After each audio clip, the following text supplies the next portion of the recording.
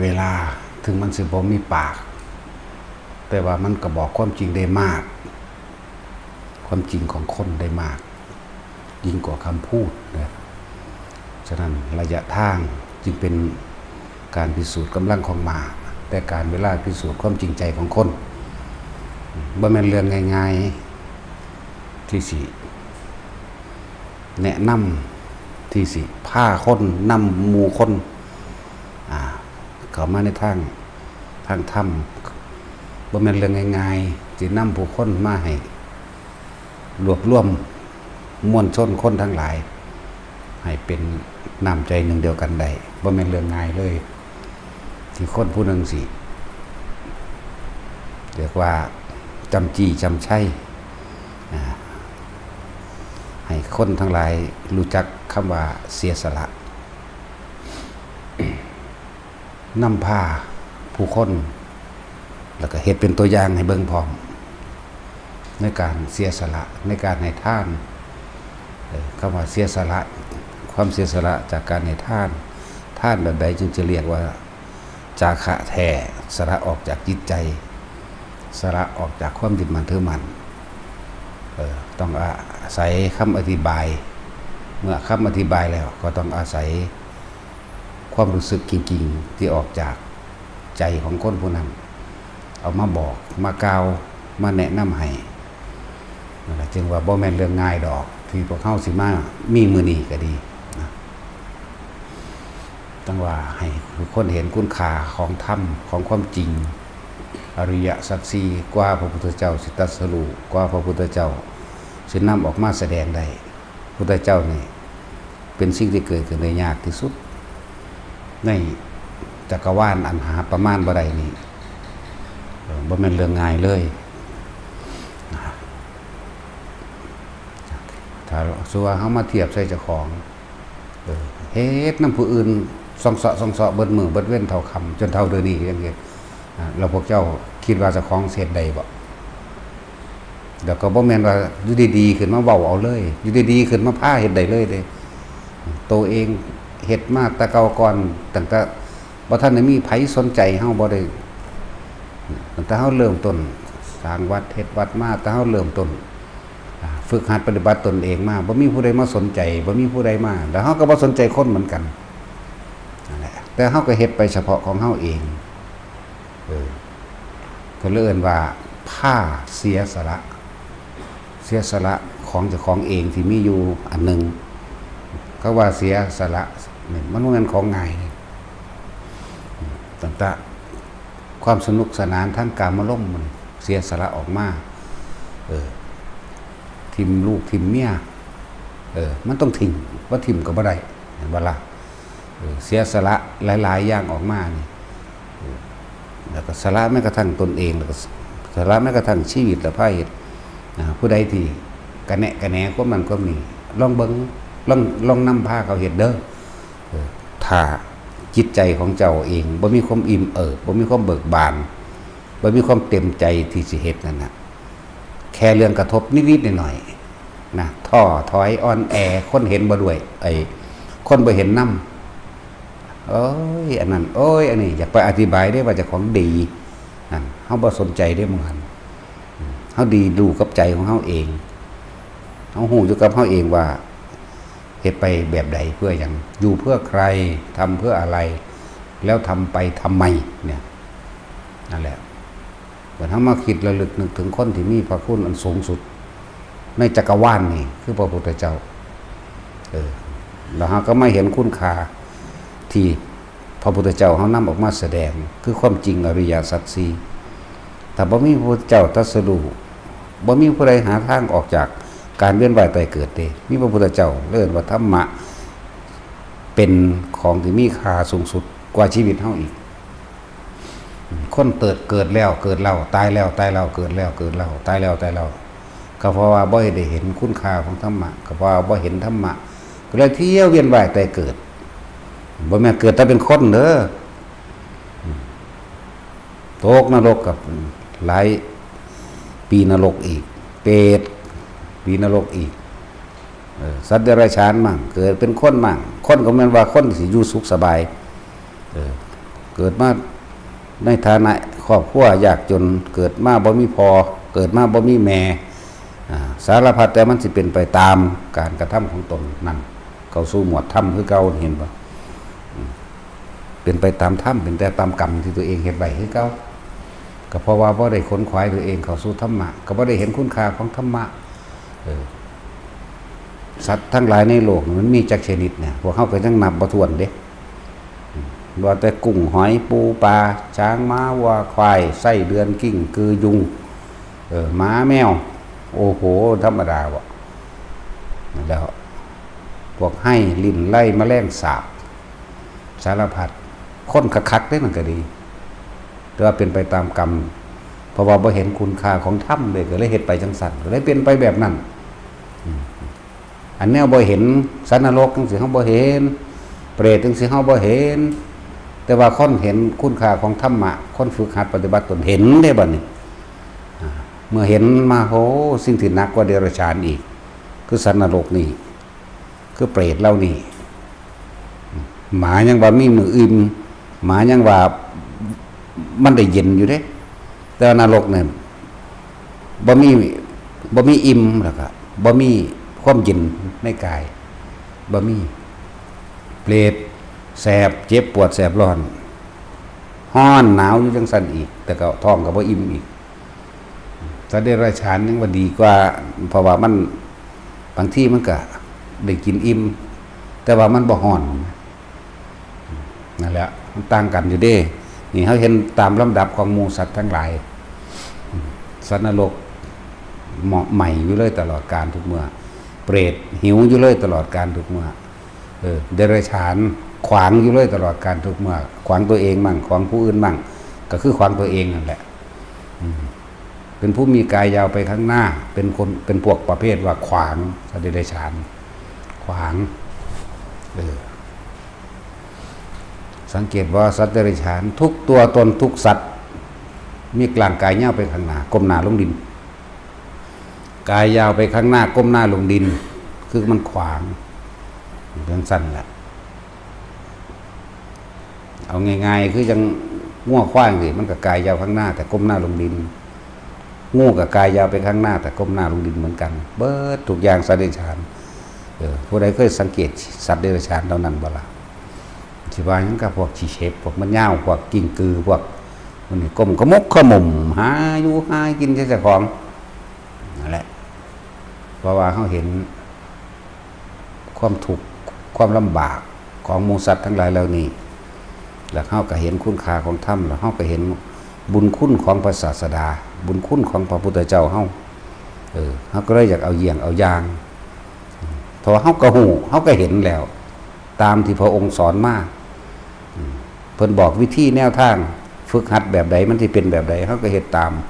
เรียกว่าพิสูจน์ตามคำสอนของเพิ่นฮู้แล้วเห็นแล้วเสือบ่เสือก็สร้างแล้วก็นำแค่ว่าสิ่งที่เฮารู้เฮาเห็นมาสัตว์นรกแบบนี้เป็นแบบนี้ตกนรกแบบนี้เพราะว่ากรรมแบบนี้ทำอกุศลกรรมแบบนี้ตกนรกสั้นนั้นก็ว่าไปเป็นเปรตแต่ละชนิดก็ว่าไปเป็นแบบนี้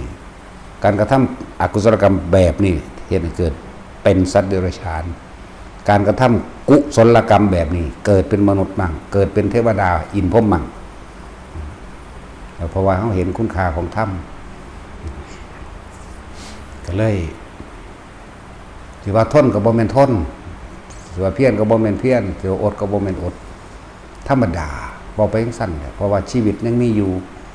ก็บ่เลยว่าจักสิอยู่ไปเพื่อหยังก็เลยต้องเพื่อธรรมนั่นแหละเพื่อสินำต่างๆโดยประสบการณ์ที่เฮาเห็นเฮาพิสูจน์เรียกว่าเป็นปัจจักพยานของพระพุทธเจ้าได้เพิ่นเว้าเรื่องสวรรค์เพิ่นเว้าเรื่องโลกเพิ่นเว้าก่อนเฮาบ่เคยเห็นเพื่อเพิ่นเว้าแล้วเพิ่นแสดงออกมาก่อนแล้วเมื่อเพิ่นก็สั่งสอนแนวทางให้เฮาฮู้เฮาเห็นนำเฮาก็ปฏิบัติตามเมื่อเฮาปฏิบัติตามมองเห็นไปตามแล้วเฮาก็เป็นปัจจักพยานได้เลยเฮาก็เลยเห็นคุณค่าสูงสุดคือพระพุทธเจ้ายกไว้แล้วก็ความจริงคือธรรมะทั้งหลายในเรื่องต่างๆนี่แหละหรือว่าเกิดเป็นคนพิการเพราะความใด พิการมาแต่เกิดมั่งพิการมาแต่นั่นนี่หรือเกิดแล้วจึงพิการที่หลังเพราะกรรมอันใดแล้วเป็นยังเฮาคือคนอยากแสดงธรรมคือคนขยันเบาคือคนคือมันแท้นะ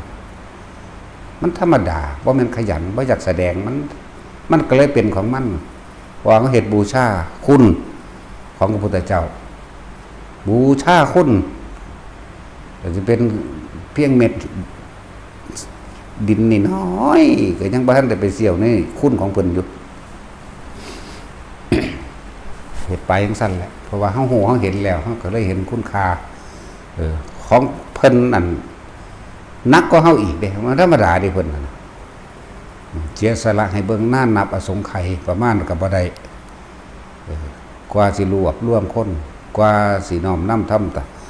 ำตามสิ่งที่พระองค์รู้เห็นกว่าสิตรัสรู้กว่าสินำสิ่งที่ตรัสรู้แล้วออกมาแสดงเป็นโดยลำดับปณิสัยหมู่สัตว์แล้วนี่พวกปะทะปรมะบ่อาจสามารถสิแสดงธรรมได้พวกเนยยะต้องพูดบ่อยๆแสดงได้เพราะว่าพวกคิปปาพิญญาหรือท่านท่าพิญญาพวกนี้พูดแค่ครั้ง2ครั้งก็รู้ได้เนี่ยเพิ่นก็เลี้ยงลำดับแต่ละอันแล้วเฮามาคิดถึงตนที่เพิ่นว่าความเสื่อมถอยน้อยลงแห่งการแสดงธรรมแห่งของเราตถาคตย่อมไม่มีนี่มันบ่ธรรมดาเด้ความเสื่อมถอยน้อยลงย่อมไม่มีแห่งการแสดงธรรมของเราตถาคตบ่มีก็เลยถามเฮ็ดไปเพื่อหยังเฮ็ดเราได้หยังนั่นแหละเพื่ออยากให้คนพ้นออกจากทุกข์นั่นแหละตัวพระองค์เองก็พ้นไปแล้วล่ะก็สำหรับเฮาเฮ็ดบูชาคุณอันหาประมาณบ่ได้อัปปมาโนพุทโธอัปปมาโนธัมโมอัปปมาโนสังโฆคุณของพระพุทธเจ้าหาประมาณบ่ได้คุณของธรรมหาประมาณบ่ได้คุณของพระสงฆ์หาประมาณบ่ได้นั่นแหละแล้วคิดเบิ่งดีๆเด้อในประเทศไทยโดยนั่นก็ว่าพระสงฆ์300,000แสดงทุก300,000คนบ่ล่ะ300,000อดุงบ่ล่ะเมื่อกี้องค์เด่นนับเบิ่งดีๆเลยพอลอยบ่นี่บ่พอเด้มันก็แท็กซี่ไล่มารุ่นใหญ่ๆหลวงปู่เฒ่าหลวงปู่บุญมาแน่หลวงปู่ขีบก็ตายซ้ำเห็นบ่ล่ะเพิ่นบ่แสดงซ้ำเด้อล่ะเพิ่นบ่ค่อยแสดงวันเฒ่าแล้วนั่นแหละคนก็เข้าหาอยู่คือเก่าแต่ดีซะอย่างแม่นบ่ล่ะซึ่งก็เว้าน้อยๆหลายองค์นะครับแต่ว่าหลายนี่ก็บ่พอร้อยเด้อันว่าหลายองค์อยู่ดอกแต่ว่า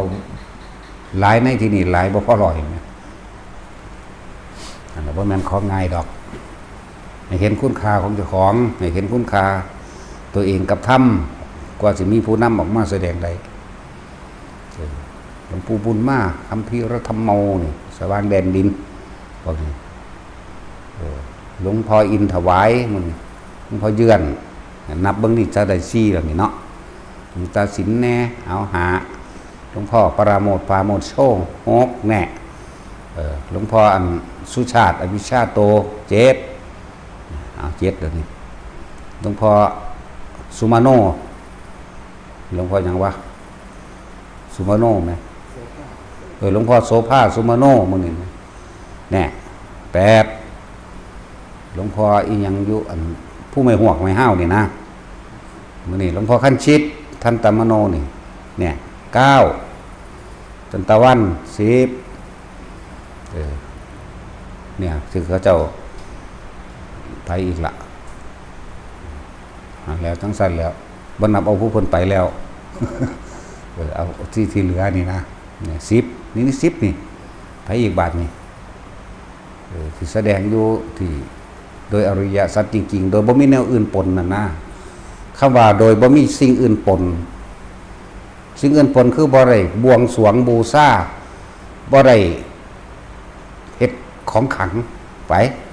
นี่ฮะมี10นี่ละไปที่บ่ได้เฮ็ดกระตุ้ดของขังที่บ่ได้สิทธิ์น้ำมูกน้ำมนต์น้ำมันลักษณะว่าเป็นเหมือนเอาสิ่งเหล่านั้นล่อนะสิบ่ได้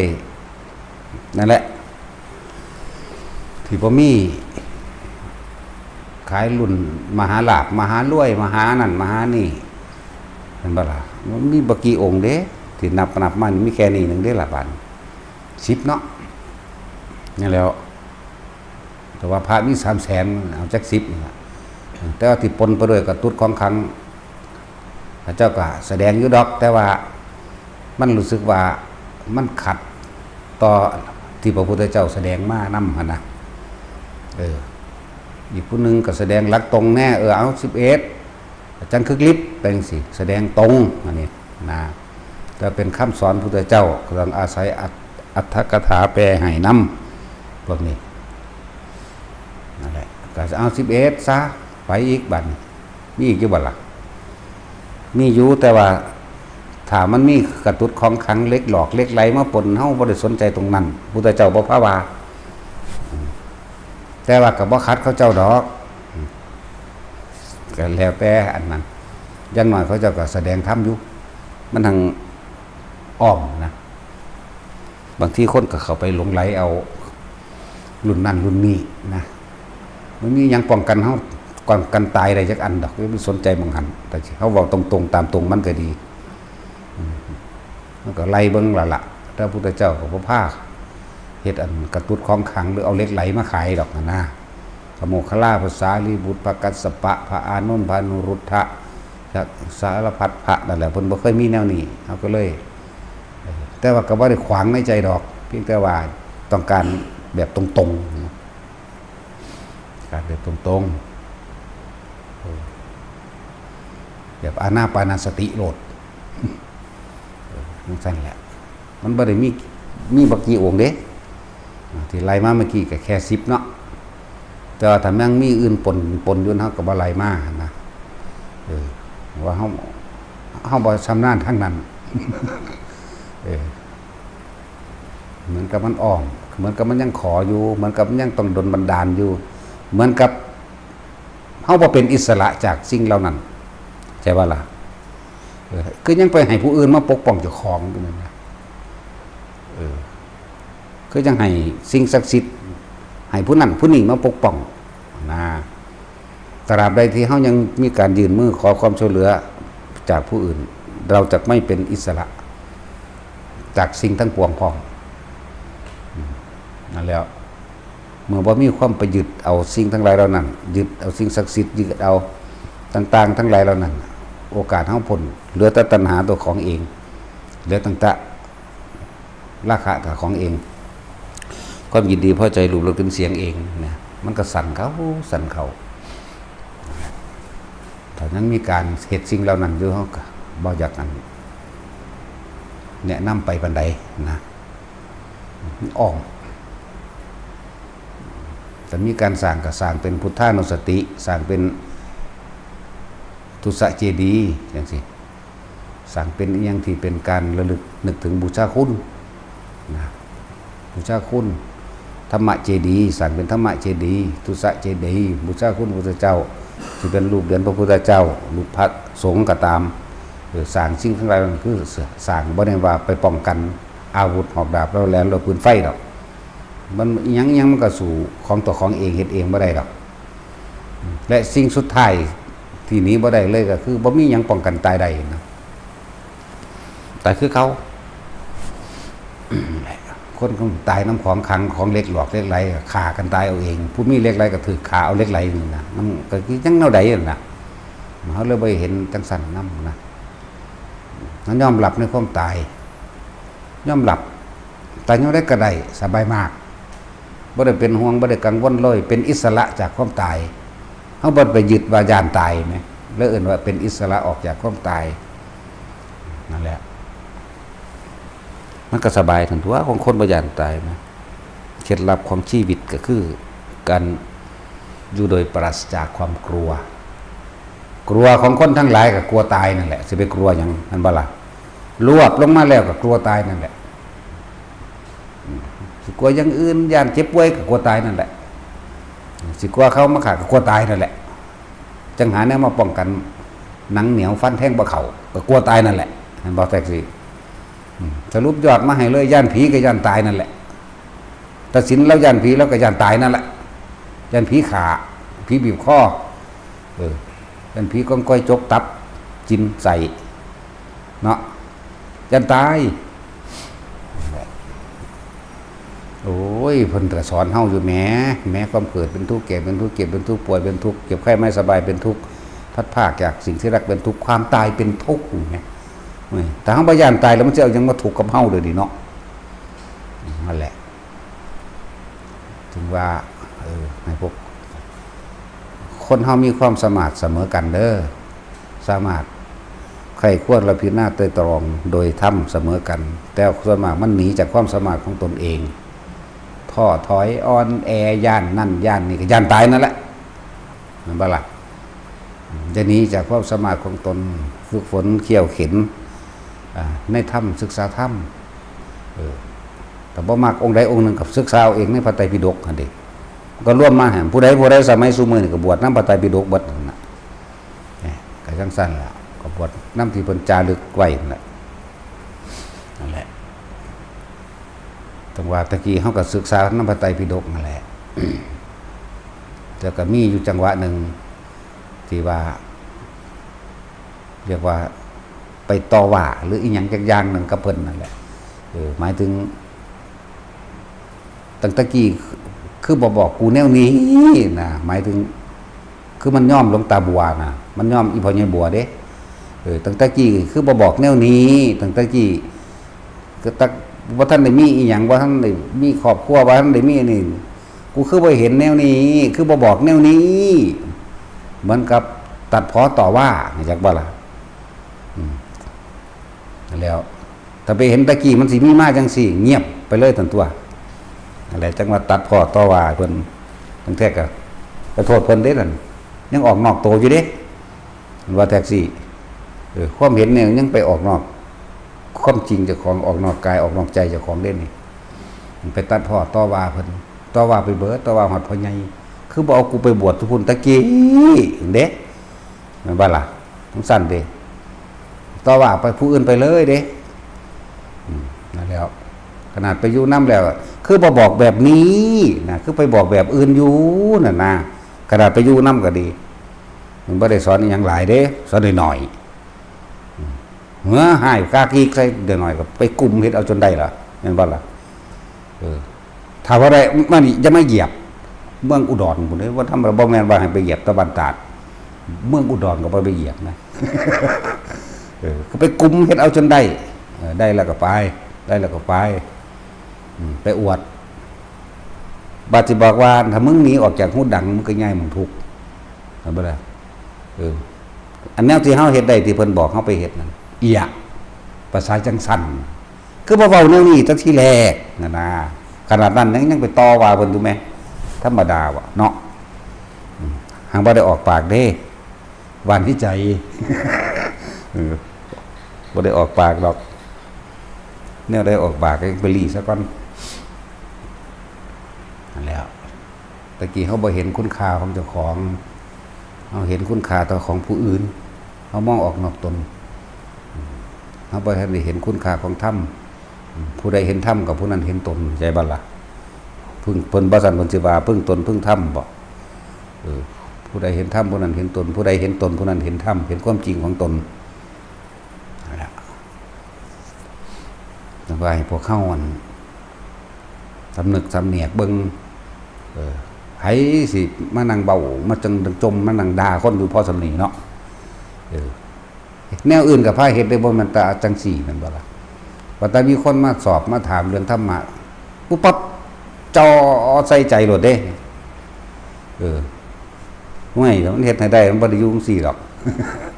กวาดทิ่มเบิดแล้วกวาดไปเนาะแท็กซี่เฮ็ดให้บ่ได้ที่มันก็เลย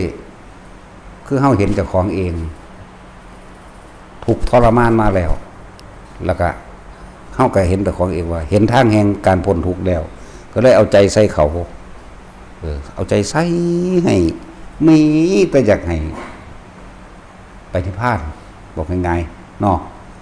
มีแต่อยากให้เขาได้เพราะว่ามันเจ้าของมันเห็นเจ้าของแล้วตะกี้คือบ่มีผู้ใดสอนกูแบบนี้นะมันเบิ่งกูสิสอนนะจี้เอาอยู่ว่าซั่นใส่ใจซะต่ออยู่ว่าซั่นแล้วประเภทว่า มีของดีบ่โอ้ไปไกลๆกูรถอันนั้น ของดีบ่ไม่แต่ในกิ่งบอกมาลดหน้า3 ตัวจังสิมาหาโคตรแมวอย่างนั้นสั่นเห็นบ่ล่ะก็ยังบอกอยู่ว่าหลายอย่างพวกสิมาเดินทางมากกับฟังศึกษาสกรจังมาเข้าใจบ่ล่ะตรวจสอบเพิ่นสกรตัวมันเสียเวลาอันมีค่าของสูงแม่นบ่ล่ะเฮาบ่ได้มีค่าอีหยังนี่บ่สู่กูรักก็จะมาตัวเนาะบ่ทอองค์นั้นบ่ทอองค์นี้ก็ไปหาองค์ที่ตะของยกไว้ตัวเนาะนั่นแหละบางคนมาบ่จักอีหยังโผโมครึ่งเมฆมาสิมาฮดน้ำมนต์ว่าซั่นไผบอกแม่งว่า สิมาฮดน้ำมนต์มั่งบางคนก็บอกว่ารักษาโรคเป็นโรคนั้นปกติเว้าไปเลยแหมสิเหตุจังใดพะนะก็ไปเฮ็ดรักษาเอาเองตัวเนาะ แนวนี้แหมผู้ใดสิก่อนที่สิมาหม่องใดไปหม่องใดก็ตามบ่แม่นแต่หม่องนี้ศึกษาข้อมูลเพิ่นก่อนเปรียบเทียบใส่เจ้าของซะก่อนโอ้ยสอนผิดกูบ่เอาน้ำดอกก็ไปหาองค์อื่นแม่นบ่ล่ะอุ้ยบ่ทอกูดอกบ่ทอคนนั้นบ่ทอองค์นี้ดอกก็ไปหาผู้ที่เฮายกไว้ก็ศรัทธามาได้ก็ไปหม่องหันมีความเชื่อมั่นมาได้ก็ไปหม่องหันมันสิเสียเวลามีค่าของพวกเจ้าเนาะนั่นแหละ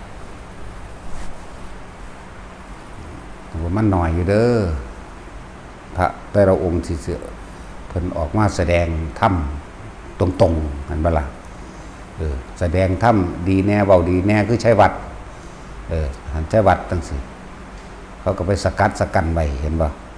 จังซั่นเด้ล่ะถ้ากูละเอากูสกัดเป็นถ้ากูเอาเบิดนั่นแหละแต่เขาแสดงออกมาเป็นจริงแน่เนาะจังซั่นแล้วหลายองค์ก็ดอกที่เขาเจ้าเป็นพระดีแต่ว่าถูกสกัดกันไว้พอยันตะตะกี้ก็เลยเฮ้ยกว่าสิผ่านธุดงค์ผ่านป่าออกมาได้นั่นแหละบ่ผ่านป่าก็มีดอกบางองค์ก็เลยเพราะเขาสังสมของเขามีมามากแล้วก็มีนั่นแหละแต่ว่าคือหลวงพ่อเยือนจังซี่เนาะ2-3 มื้อเด้ล่ะมื้อแรกก็ปัวเลยในระดับนึงมื้อ2ก็ปัวอีกบัดนี้จังเข้าป่าบัดนี้แน่โอ้พอแห้งอยู่จักปัวบ่บุ เลยต้องว่าหาถามเจ้าของเบิ่งมันต้องอดมันต้องทนมันต้องเพียรเด้ได้ทานศีลภาวนาเนกขมะปัญญาวันนี้มาเนกขมะกัมมะปัญญานี่ก็ต้องมาต่อโดยวิริยะคือความเพียรพยายามของตนมันบ่ล่ะต้องมาต่อโดยขันติความแล้วก็ต้องยอมรับความจริงสัจจะอีกแม่นบ่ล่ะอธิษฐานนะคือตั้งใจมุ่งมั่นสู่จุดหมายอย่างสัจจะอีกแม่นบ่ล่ะจังมันก็ต้องมีเมตตาไปอีกมันจังสิเข้าสู่อุเบกขาได้แม่นบ่นั่นแล้วบ่ธรรมดาเด้ท่านก็ตัดความโลภระโมบโลภมากของเจ้าของออกแหน่บ่แม่นท่านละโลภมากลาภอยากได้หลายกว่าเก่าคนส่วนมากท่านหน่อยอยากได้หลายลงทุน100อยากได้ล้านนั่นบ่ล่ะอธิษฐานข้อนี้นั่นล่ะเขาเอิ้นว่าท่านยังเปรตผู้หิวกระหายบ่มีวันพอบ่แม่นท่านยังผู้เสียสละออกท่านนี่เป็นการดีในการละความตนีของตนเองเพราะเห็นโทษในความยึดมั่นถือมั่นในความตนีที่เหนียวเห็นโทษในความมีบ่พอก็เลยต้องละความตนีออกท่านบ่หวังผลในท่านบ่มีจิตผูกพันในบุญในท่านบ่มุ่งการสังสมในความอยากได้อยากดีนี่เป็นเข้าใจแล้วแต่บ่ฟังบ่เข้าใจเด้ตะกี้โอ้ยสาธุเด้อโลดว่าแต่ใส่ซอง20 บาทจักได้โลด18 ล้านนั่นเนาะใช่แล้วศีลก็คือการรักษาผู้อื่นแต่เฮาบ่ไปรังแกข่มเหงเบียดเบียนผู้อื่นเฮาก็อยู่ด้วยความสบายใจเฮาก็บ่กังวลตัวแม่นบ่ล่ะบ่ได้ไปลักไปปล้นไปจี้ไปฆ่าไปตีผู้ใดก็สบายนั่นแล้วเมตตาก็อยู่ในตนเองแต่รักตนแล้วก็อย่าไปทำร้ายคนอื่นแน่ก็จังซั่นตัวนั่นแหละทานศีลเนกขมะก็คือการข่มจิตข่มใจข่มความรู้สึกที่เจ้าของมันเคยมีก็ข่มความคิดไว้บ่ให้มันไปตามความรู้สึกเพราะเฮาหูโทษมันแล้วเห็นโทษมันแล้วมันบ่โทษของอารมณ์ถ้าบ่ได้ดังใจศูนย์ซะกันสิฆ่ากันโลดจังซี่นะ ก็เลยต้องคมไว้เพราะว่าเห็นโทษเลยคมปัญญาก็รอบรู้ในกองสังขารรอบรู้และรู้ให้รอบรู้เรื่องของกรรม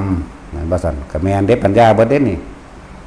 รู้เรื่องของกรรมดีเลวแบบใดก็ได้รับตามที่ตัวเองกระทำรู้อริยสัจสี่รู้ปฏิจจสมบาทรู้สัตว์โลกเป็นไปตามกรรมรู้หลายๆรู้นั่นแหละรู้แล้วแต่ว่าละวันใดก็มีเด้แต่ว่าละนั่นแหละมันเลยมีการฝึกหัดปฏิบัติให้อยู่กับปัจจุบันรู้ซื่อๆรู้กับละกับคนละอย่างเจ้าก็อาศัยรู้และจังละเห็นปะนั่นแหละฝึกหัดไปแต่ว่ามันหายากอยู่เด้สมควรสิรักษาไว้พระองค์ใดที่เพิ่นแสดงธรรมตามความเป็นจริงเขากับประสบการณ์ชีวิตจริงของเจ้าของเองอย่าเพิ่งไปดูดายเขาเจ้าอย่าไปด้อยค่าตัวของมีค่าส่ำใดเทียบเบิ่งเจ้าของโลดมีค่าส่ำใดเนาะภิกษุที่บวชเข้ามาอยู่ในนี่หมู่ภิกษุสงฆ์สามเณรที่บวชเข้ามามันมีค่าก็ทั่วไปก็แล้วกันนั่นบ่ล่ะเขาได้ค่าตรงรวยเด้ศาสนานี่สืบได้ธรรมคำสอนนี่สืบได้มากเพราะภิกษุสงฆ์นักบวชบ่ได้สืบได้เพราะคนรวยแม่นบ่ทักษิบ่ได้สืบมาเพราะว่าเจ้าฟ้ามหากษัตริย์บ่ได้สืบมาเพราะว่านักกฎหมายบ่ได้สืบมาเพราะว่าคนทั่วไปธรรมดาต้องเป็นภิกษุนักบวชแม่นบ่ล่ะถ้าบ่มีภิกษุนักบวชมาให้พวกเจ้าแสดงธรรมของพระพุทธเจ้าสืบธรรมคำสอนของพระเจ้ามาพวกเจ้าสิเอาหยังมารู้ตั้งแต่กี้มันก็บ่มีอยู่แล้วไงเนาะนั่นแหละเขาจึงเห็นคุณค่าของหมู่ภิกษุนักบวชพระสงฆ์สาวกสะสงฆ์นี่เด้สิเป็นผู้สืบธรรมคำสอนพระเจ้ามาได้คนทั่วไปสืบบ่ได้ดอกนั่นสิว่าฆราวาสบรรลุธรรมถ้าบ่มีพระสอนมึงเอาหยังว่าบรรลุมาเดี๋ยวนี้แม่นว่าล่ะเทียบตะโบราณมากกับเทียบพระธรรมแม่ถ้าบ่มีพระสอนเฮ็ดจังได๋มันสิบรรลุได้บ่ว่าสินั่งวิสาขารวยตัวนั้นมันบ่อานาปิณฑกะเศรษฐีกับพระได้คำสอนมาจากพระจากภิกษุนักบวชตัวนั้นแม่นว่าล่ะนายโจรคาตก็ตามองคุลิมานก็ตามแน่ก็ได้มาจากภิกษุนักบวชซะก่อนตัวนั้นบ่ล่ะหรือจิตตครบดีว่าเป็นอนาคามีก็ได้มาจากภิกษุนักบวชซะก่อนตัวจังมาแนะนำภิกษุนักบวชผู้พ้นบ่ทันได้มีความรู้แม่นบ่ล่ะสมัยซุนี้คนสอนธรรมด้อยค่าหมู่ภิกษุสงฆ์เข้าใจบ่ล่ะด้อยค่าสูไปอ่านมาจากไสแต่ว่าเป็นตำราออกมาจากวัดเห็นบ่น่ะไอ้ภิกษุนักบวชต้องรักษาไว้นั่นแหละด้อยค่าหมู่ภิกษุสงฆ์ทั้งหลายก็คือด้อยค่าตัวเองทำลายตัวเองเพราะว่าหยังมองออกไปข้างนอกได้นั่นน่ะนอนบ่เอาความเห็นเจ้าของเป็นใหญ่ได้นั่นที่เอาความเห็นเจ้าของเป็นใหญ่เพราะว่าจากสิ่งที่ได้ยินได้ฟังได้รู้ได้เรียนรู้ได้จดจำมาเห็นบ่นี่ก็แล้วความเห็นตัวของกับสิ่งที่จดจำมานี่เราก็เอาคนอื่นมาเทียบกับสิ่งตัวเองจดจำละอย่างใดละบ่ได้เด้นั่นน่ะเพราะท่านสิเอิ้นว่าอุปทาน4บ่ทิฏฐุปทานนี่คือเอาความเห็นเจ้าของเป็นใหญ่ศีลพจตุปทานจากสิ่งที่ได้ยินได้ฟังได้รู้ได้เห็นสรุปลงมาแล้วมันรวมลง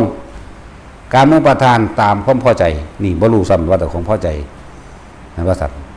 อัตตวัตถุปทานนี่เกิดขึ้นแล้วตัวตนเกิดขึ้นแล้วนั่นว่าล่ะนั่นแล้วฉะนั้นละออกจะไปเพ่งจะมองออกตะนอกกายนอกใจเจ้าของหลายไม่น่าจะไปยืนยันตัดสินผู้นั้นผิดผู้นี้ถูกเจ้าก็บ่ได้มรรคผลนิพพานอีหยังเจ้าดอกนั่นน่ะเจ้าก็บ่ได้ไปว่าสิไปสวรรค์หรือนิพพานอีหยังดอกนาไปมองผู้นั้นมองผู้นี้เห็นบ่ล่ะเฮานี่บ่ได้ยืนยันตัดสินไผก็ยิ่งบอกให้เป็นตัวอย่างบ่แม่นว่าบอกให้เป็นตัวตนบอกให้เป็นตัวอย่างบอกให้เนยยะคือให้ข้อคิดแต่ละคนว่ามันแม่นของเพิ่นหรือบ่แม่นนั่นบ่ล่ะมันแม่นของเพิ่นเด้แต่เฮาไปยืนยันตัดสินคนนั้นบรรลุผู้นี้ไม่บรรลุอันนั้นผิดอันนั้นถูกตัวเองนั่นเกาะอยู่ในอุปทาน4นั่นแหละเห็นบ่ล่ะนี่แล้ว ค่าถ้าไปคัดแย่งคัดง้างเพื่อจะเอาความเห็นของตนสนะนี่คือเตือนนักปฏิบัติทั้งหลายนํพวกสอนธรรมทั้งสี่ก็คือกันมันจะไปยืนจัดตัดสินใครเถอะเขาก็บอกตามประสบการณ์เขาซื่อๆบอกให้ฟังบ่ได้บอกให้เชื่อบ่ได้บังคับให้ใดไหมเนาะนั่นแหละคือว่าจะไปเอาผิดเอาถูกให้ไผทอพยายามเบิ่งตนเองแต่ว่าน้อมมาเพื่อสิ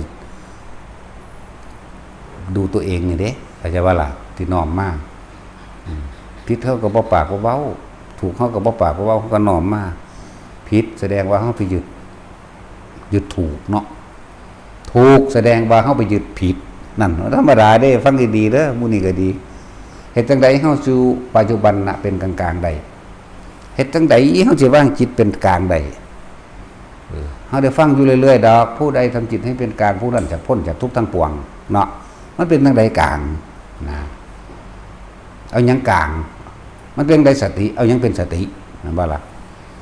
มันเป็นจังได๋จิตตั้งมั่นเอาหยังตั้งมั่นมันแต่คำเว้านะถ้าเฮาบ่เว้ามันสิเอาหยังมาบอกนั่นว่าล่ะก็เลยต้องใส่ภาษาต่อนั่นแหละ หลายอันหลายอย่างที่เว้าไปก็แม่นว่าเฮาสิเป็นละกิเลสตัณหาให้ไผได้เด้เนาะเว้านี่เว้าเป็นกลางๆน้อมเข้ามาใส่เจ้าของเอาเองเด้อไผก็ดีตราบใดที่เฮายังมีความว่าสิ่งนั้นถูกสิ่งนั้นผิดเกิดตามผิดแต่เกิดตามถูกเข้าใจว่าล่ะเกิดตามความยึดมั่นถือมั่นที่ตัวเองยึดเอาไว้ในทิฏฐุปทานเสื่อมพัตตุปทานกามุปทานอัตตวัตถุปทานอุปทานสี่นั่นแหละทั้งสั้นแล้วตัวในมันละนี่ตัวความเห็นบ่ล่ะมันก็น้อมนำไปสู่เป็นรูปร่างกายคือเก่าตัวน่ะมันบ่ซั่นอุปทานเป็นปัจจัยมันเกิดภพนั่นภพเกิดแล้วอัตตวัตถุปทานภพเกิดแล้วเมื่อมันมีภพแล้วก็มีชาติไปเกิดหมายถึงไปเกิดเมื่อมีชาติแล้วก็มีชรามรณะต่อไปแต่ว่าจะไปเกิดเป็นหยังกันแล้วแต่กุศลหรืออกุศลในความยึดเนาะคำว่าจิตเป็นกลางก็อยู่ในลมหายใจมั่งอยู่ในอุณหภูมิเจ้าของเองอยู่ในความรู้สึกได้กายเจ้าของเลยเฮ็ดไปเรื่อยเฮ็ดไปเรื่อยมันนั่งจับเอาได้ดอกท่านว่าเขาบ่ได้แสดงผลให้ปัจจุบันเขาแสดงเหตุให้ทุกคนฝึกจนเกิดความชินชำนาญสะก่อนไม่เพียงแค่ปฐมฌานสะก่อนส่งฌานหรือว่าเพ่งอยู่ในอารมณ์อันเป็นหนึ่งสะก่อนแล้วเขาจะเห็นความคิดออกดอกบานนี้นั่นแหละเว้าอยู่เรื่อยๆดอกกันแนวมื้อนี้มันเป็นเครื่องอยู่ถ้าเขาบ่มีความสงบเขาสิบ่เห็นเด้ว่าความคิดเขาปรุงแต่งมันบ่ล่ะถ้าว่าตั้งแต่ตื่นขึ้นจนเท่านั้นหลับคนทำมาหากินนี่เพราะท่านเป็นนักบวชนี่หรือบวชมาแล้วแต่ว่าบ่มีหลักนี่ก็ตามคิดเอาผลอย่างเดียวเนาะตื่นปั๊บคิดหาแต่สิเอานั่นเป็นนี่เนี่ยสิว่าหยังกับคนตะกี้ตื่นปั๊บไปแล้วความคิดไปนำคนเห็นหน้านั่นดูการเห็นหน้าก็คิดถึงหน้าสิปรับปรุงบางใดฝนตกฝนบ่ตกกล้าใหม่กล้าแห้งคนเฮ็ดสวนมันในฤดูกาลเฮ็ดสวนมันก็คิดถึงมันคิดถึงอ้อยคิดถึงสวนยางคนทำงานตามอาชีพต่างๆก็คิดถึงอาชีพต่างๆที่เจ้าของมีคนขายของคนเฮ็ดงานข้าราชการจะเกินคิดถึงงานเจ้าของอันใดกูสิไปโกงเขาได้ถ้าข้าราชการนั่นว่าล่ะอันใดกูสิบีบหัวเอาเงินเขาได้นี่มันจะคิดไปหันเด้นั่นแหละบ่ได้คิดว่าสิจริงใจเฮ็ดงานให้ประชาชนหรอก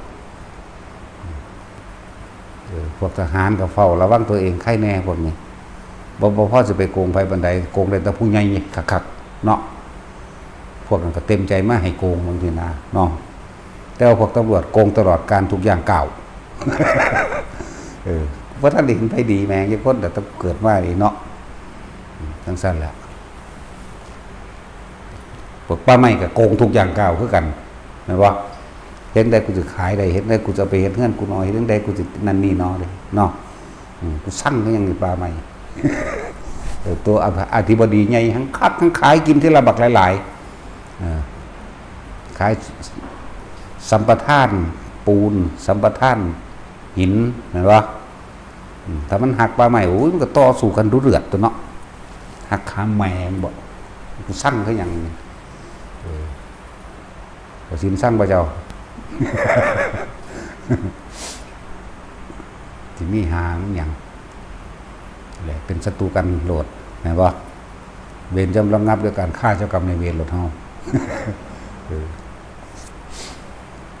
พวกนี้พวกทำลายศาสนาพวกนี้แต่ว่าโคตรพ่อโคตรแม่ไปปลูกไว้ได้เนาะถ้าโคตรพ่อโคตรแม่มันขายไปทำกันนั่นแหละตำรวจก็มีหน้าที่จับกินคนทุกข์คนยากบางที่ก็รวมกันกับป้าไม้ไปยึดนั่นยันนี่เนาะทนายก็มีหน้าที่โกงเงินผู้นั้นผู้นี้เหตุจังใดเขาก็คุยกันเด้เอาจังใดดีเฮาเนาะมันสิเบิดเงินเด้เอาตัดสินซะนะมึงชนะซะเด้เห็นบ่ซั่นแหละนะเบื่อหน่ายพวกเฮาพยายามอยู่กับตนเองให้ได้ลมหายใจก็เป็นกลางแล้วเข้าใจบ่มันบ่คิดถึงไอ้อื่นมันคิดถึงแต่ลมมันก็กลางตัวนั้นน่ะบ่คิดถึงบุคคลสัตว์สิ่งของ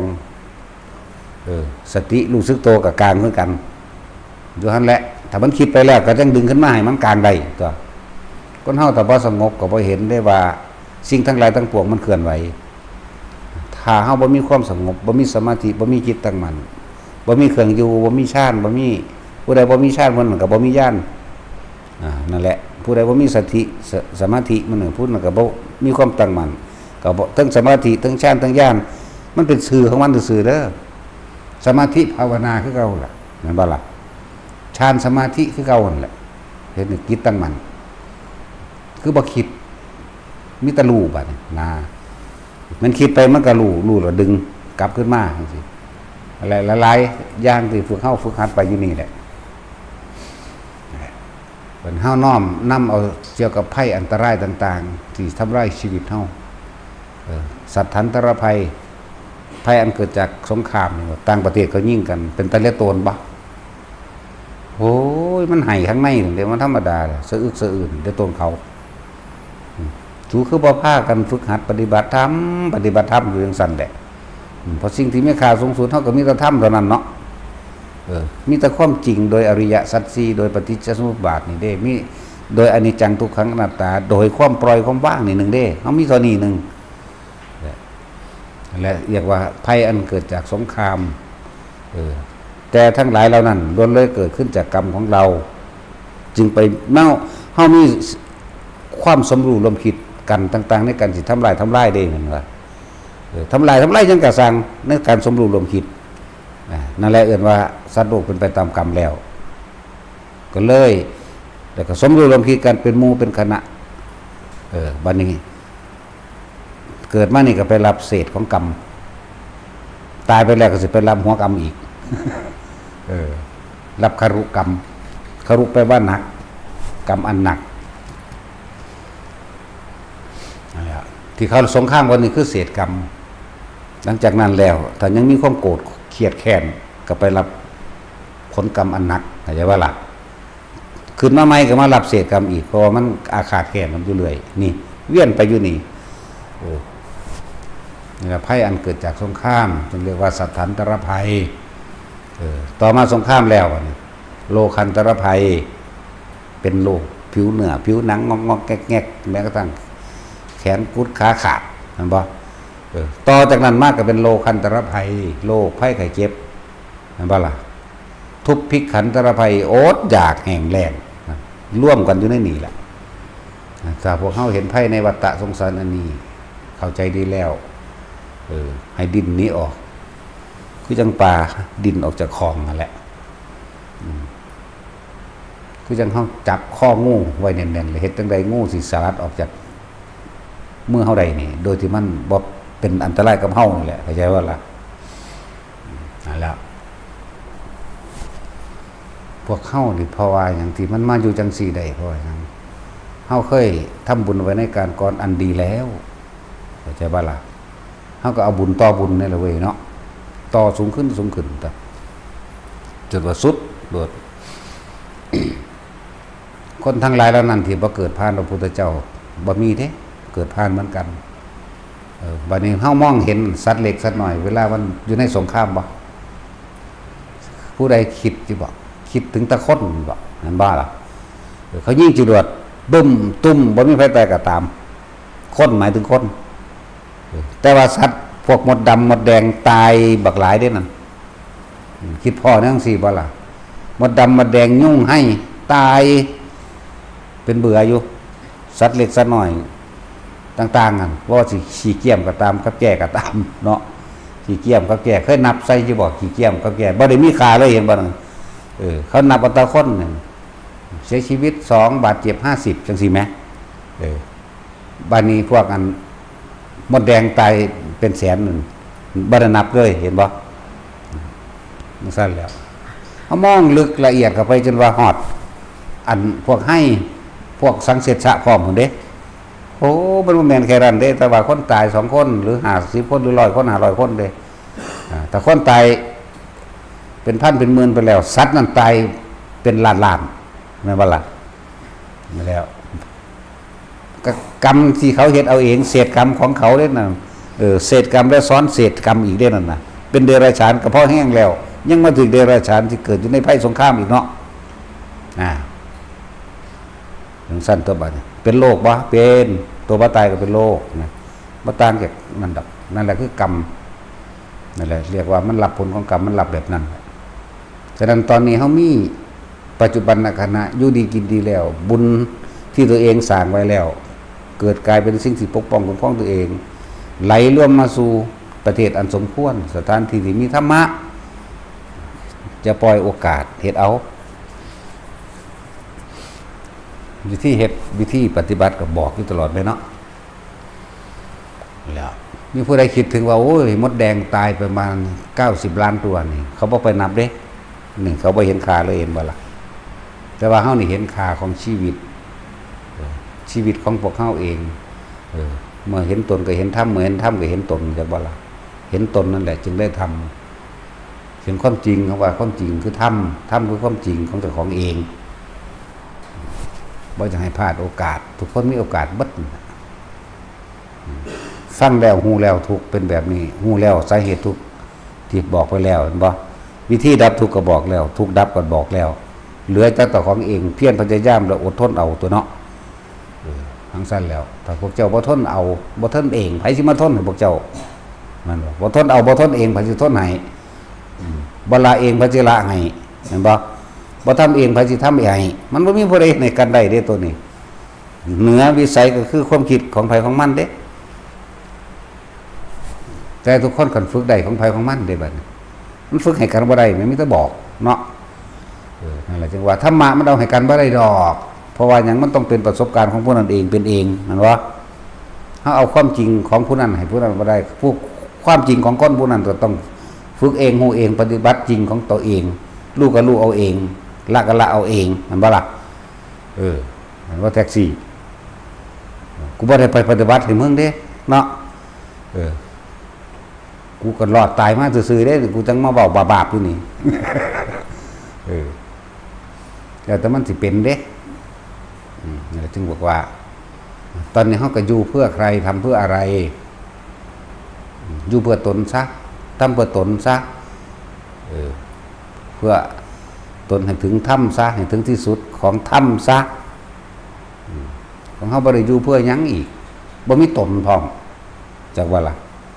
บ่ได้ทำเพื่อใครอีก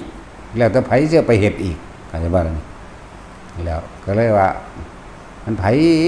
สิมาน่ะขนาบแล้วขนาบอีกตีแล้วตีอีกบ่เคยปลอบใจนั่นบ่ล่ะบ่มีผู้ใดมาจำจี้ช้ำใช้ขนาบแล้วขนาบอีกไม่เคยปลอบใจมันจะได้อย่างเดียวเนาะย่องมึงเคยยิงกูย่องบ่จังซี่เฮ็ดตามดีปานใดแค่ด่าเนาะตัดสินตัดสินแล้วจนว่าหูหนวกเลยล่ะต้องเส้นแล้วตาจุ้ยก็เป็นบ้าไปเลยเสียสินยังอยู่ได้มันถือคักนั่นแล้วน้องผมมาเอาตัวบ่ได้มานี่บ่ได้มาว่าผมมาเฮ็ดเพื่อหลวงพ่อนั่นบ่ล่ะผมทุ่มเทหลวงพ่อเด้โอ้ยแต่ทุ่มเทหลวงพ่ออยู่กับลมหายใจให้คลองโลดเห็นบ่ซั่นเฮาบ่ต้องการขั้นยกย่องสรรเสริญเฮาบ่ต้องการวัตถุต่างๆมาเป็นค่าจ้างรางวัลพวกเจ้าอยู่ในลมหายใจได้พวกเจ้าฝึกหัดปฏิบัติตัวเองพวกเจ้า ห่วยนิพพานได้เลยนั่นแหละคือรางวัลนะก็จะว่าล่ะซันเดย์นั่นแหละหลายๆคนที่ว่าเขามานี่มาหยังถามเจ้าของเห็นบ่กูมาอยู่น้ำเพิ่นกูมาหยังนอเห็นบ่ล่ะบ่แม่นว่ามาเพื่อผลประโยชน์อย่างใดอย่างหนึ่งนั่นแหละหลายๆอย่างที่บอกว่าเวลาถึงมันจะไม่มีปากแต่มันก็บอกอะไรได้มากสำหรับคนคนนั้นคือความจริงระยะทางที่เป็นเครื่องพิสูจน์มาการเวลาพิสูจน์ใจคนมันบ่แท็กซี่มึงว่าแท็กซี่กูย่องมึงอยู่บอกกูก็ชื่อว่าใดเด้ เนาะแต่ชิ้นย่องอยู่บอกทั้งหูหนวกเมียกับขาแยงคือตัวก็ฮิปโปอีกหูก็กินโอ้จักเป็นหยังแล้วขาบ่เกินกัน เส้นหนึ่งจะวัดลงได้ตัดสินจะวัดลงฮิปโปเมียเจ้านั่นเนาะแต่เคยวัดบ่เดินนี่บ่แม่นบ่ก็คือหูจักเดี๋ยวเบิ่งอำขึ้นอย่างจังซี่ แข้งแขนพักไว้เราโอ้ขาบ่เกินกันเส้นหนึ่งหูจักพร้อมเด้ไปเบิดดังเด้อถ้าว่าบ่แม่นบ่ตัวเด้อบ่กิงไปนี่ก็พากันเอาอัน ตลับเมตรมาวัดเบิ่ง นั่นแหละจังว่าให้ทุกคนที่สู่ตนเองเอาทุกคนถามตัวเองว่ามาหยังแต่ว่าการที่สิปฏิบัติธรรมต้องอดทนกับเจ้าของนั่นแหละเด้อดทนคือหยังนี่เด้ต้องมีความเพียรต้องมีความอดทนไปพร้อม บ่ซั่นสิเพิ่นสิบากเฮาไว้ว่าตั้งแต่เริ่มโอวาทปาติโมกข์ขันติปรมังตะโปติติขาแม่นบ่ซั่นความอดทนเป็นเครื่องยับยั้งชั่งใจได้อย่างยิ่งเด้บัดนี้เฮาไปขันติปรมังตะโปติความอดทนหรือว่าขันติเป็นตบะอย่างยิ่งมันมีตบาลีกับบาลีเด้ขันติเป็นตภาษาไทยนี่ตบะคือแม่นหยังอีกเนาะเฮาแปลให้ฟังเด้นี่ความอดทนเป็นเครื่องข่มอารมณ์ของตัวเองได้อย่างดีที่สุดแล้วมันอยากว่าล่ะข่มอารมณ์โกรธเกรี้ยวนั่นแหละแน่นี่เฮาแปลเนี่ยนั่นแล้วบัดนี้ก็ขึ้นเมื่อมีความอดมีความทนกับอันหยังหลายๆอันหลายๆอย่างแล้วก็มันก็มีความเพียรตัวบัดนี้วิริยังทุกขมุตเจติตัวพวกเขียนบาลีนั่นบ่แม่นมัดเจติเด้มุตจักว่าล่ะวิมุตนั่นแหมจะพากันเขียนผิดหลายมันเปลี่ยนไปได้เนาะมันบ่แม่นมัดมุตวิริยังทุกขมุตเจติบุคคลย่อมหลุดพ้นได้ด้วยความเพียรบุคคลย่อมรู้ได้ด้วยตนเองทำให้เกิดปัญญาเกิดขึ้นเพราะความเพียรของตนเข้าใจว่าล่ะนั่นแหละวิริยังทุกขมุตเจติบ่แม่นมัดแต่มัดมันคนละอันแล้วนั่นแหละถามเจ้าของมาอีหยังเฮ็ดอีหยังและการที่สิสละให้ผู้อื่นมันบ่ธรรมดาคำว่าสละการสละเพื่อผู้อื่นนี่ต้องบ่มีค่าจ้างรางวัลต้องบ่มีคำสรรเสริญนั่นว่าแท็กซี่ถ้าพวกเจ้ายังค่าสรรเสริญพวกเจ้าสิไปบ่ได้เลยเพราะว่าคนด่าหลายกว่า คนด่าหลายกว่าเด้เนาะนั่นแล้วการสินั่นเท่าต้องทำใจดุดดังภูเขาหินเลยจักว่า อย่าขับรถชนภูเขาหินแท่งทึบมันจักว่าอย่างสั้นแล้ว ต้องคำว่าทนกับบ่แม่นทนในบัดมันธรรมดามันเป็นอีหยังที่บ่แม่นต้องทนบ่นั่นแหละอธิบายยากก็ดอกผู้ใดเจอต่างๆนานาก็ทางสิเข้าใจในตนเองแบบส่วนมากก็ไปบ่รอบมันศูนย์เนาะเฮากับศูนย์คือกันเด้แต่ศูนย์เฮาบ่ไปต่อเลข1เลข2ได้เนาะศูนย์ซื่อๆก็จะว่าตัดสินใจฮู้จักศูนย์บ่เด้เลขศูนย์มันมีค่าบ่มีว่าแท็กซี่มันอยู่ตะมันบ่มีค่าเด้เนาะต่อเมื่อเอาไปต่อกับตัวอื่นจึงมีค่าแต่เอาต่อเลข1เด้ก็เป็น10เนาะต่อเลข2เด้ก็เป็น20ตัวศูนย์อยู่ตะมันบ่มีค่าเด้เนาะแต่ แต่ว่ามันด่าหมาสีแมงโลดเด้ว่าลูกก็พิดแตดโปกโลดเด้มันด่าเอาเองเลย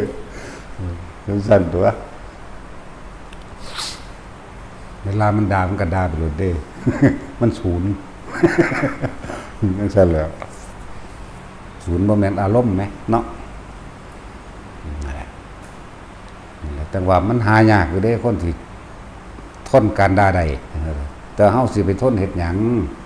เฮาก็ซื่อๆอยู่นั่นนะแล้วก็ทุกๆคนที่เขามาฟัง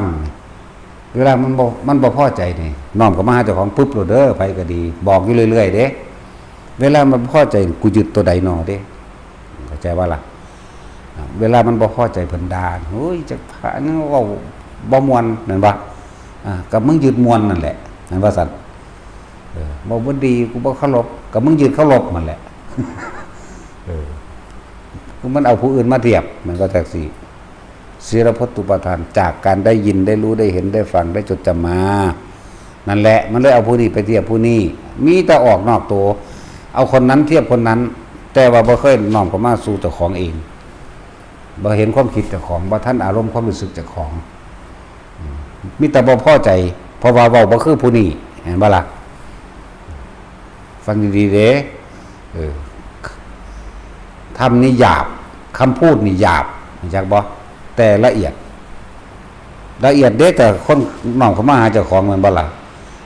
หยาบแต่พวกเจ้าเทียบทั้งสั้นแล้วคือจังเฮาฟังหลวงปู่เจียเพิ่นเทศแสดงธรรมโอ้ยละเอียดละออลึกซึ้งคือหยังบ่แม่นธรรมดาเด้เพิ่นเทศตั้งแต่เรื่องจังซี่ล่ะโอ้โคนี่กูไม่ได้ทับนะสูทั้งหลายรับไม่ได้คนพ่อคนแม่เย็ดแม่มึงไอ้ห่ากลับไปนี่เย็ดกันหมดนั่นโอ้มันแม่นคนเพลินด้วยนั่นน่ะบัดเฮาเนาของมันแม่นคนเพลินละเอียดเด้คือหลวงปู่ตื้อเพิ่นเทศนั่นเวลาซ้ำบ่จักซ้ำบ่ตัดสิน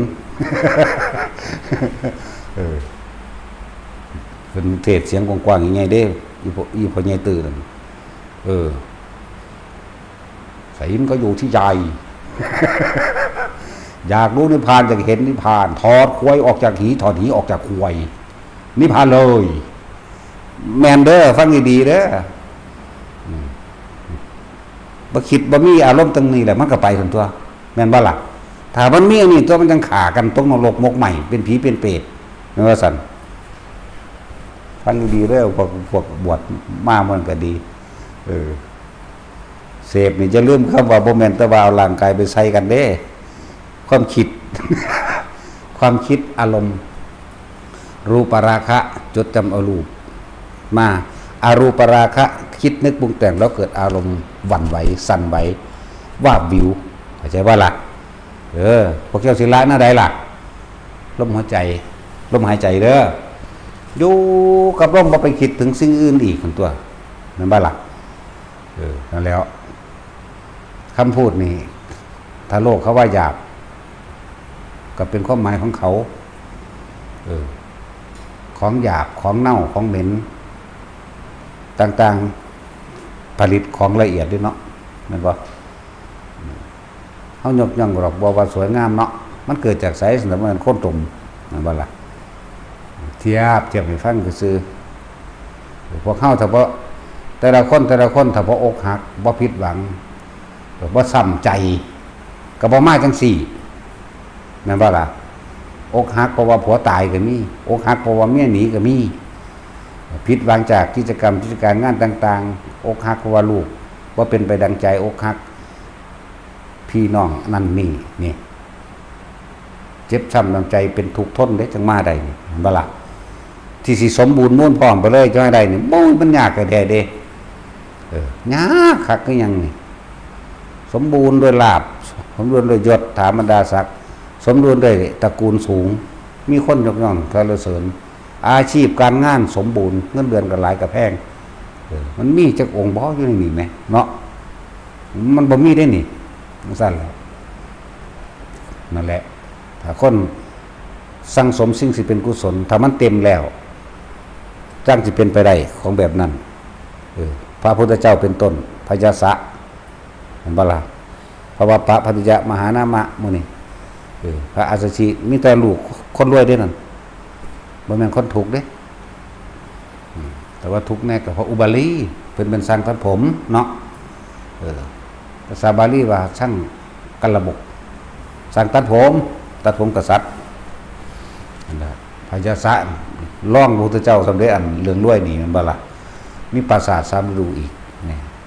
นั่นแหละเพราะว่าบุญเขาเจ้าแม้นบ่อยากได้ก็ได้ก็เป็นของมันเองเรียกธรรมะหรือบุญจริตหรือธรรมะจัดสรรให้มันเป็นไปของมันนั่นล่ะมันสิฮู้ได้จังได๋ก็ว่าไปอีกแล้วพวกประสาทเนาะฮู้บ่ฮู้สิไปปรุงแต่งอีหยังอยู่ในลมหายใจนั่นอยู่ในความรู้สึกในกายนั่นโลดเนาะนั่นแหละ แต่ทุกคนมันก็พ้นได้เบิดนั่นแหละเจ้าสิเคยฆ่าคนทำบาปทำกันมีผัวหลายมีเมียหลายบ้านปานใดก็สร้าง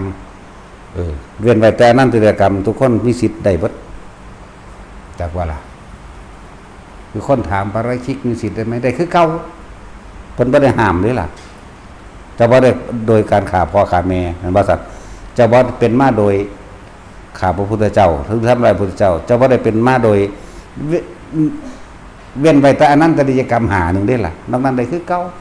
ได้เบิดนั่นแหละบางพวกคิดขึ้นมาเอาเองปาราชิกด้วยเสพมีทุนห้ามสวรรค์ห้ามนิพพานบ่ห้ามสวรรค์บ่ไปห้ามนิพพานอีกเข้าใจบ่ล่ะเฮาเห็นมึงยินเทศอยู่เอ้าอันนี้มันบ่มีในตรวจในพระไตรปิฎกก็บ่มีเด้ล่ะบ่ซั่นเพิ่นสิให้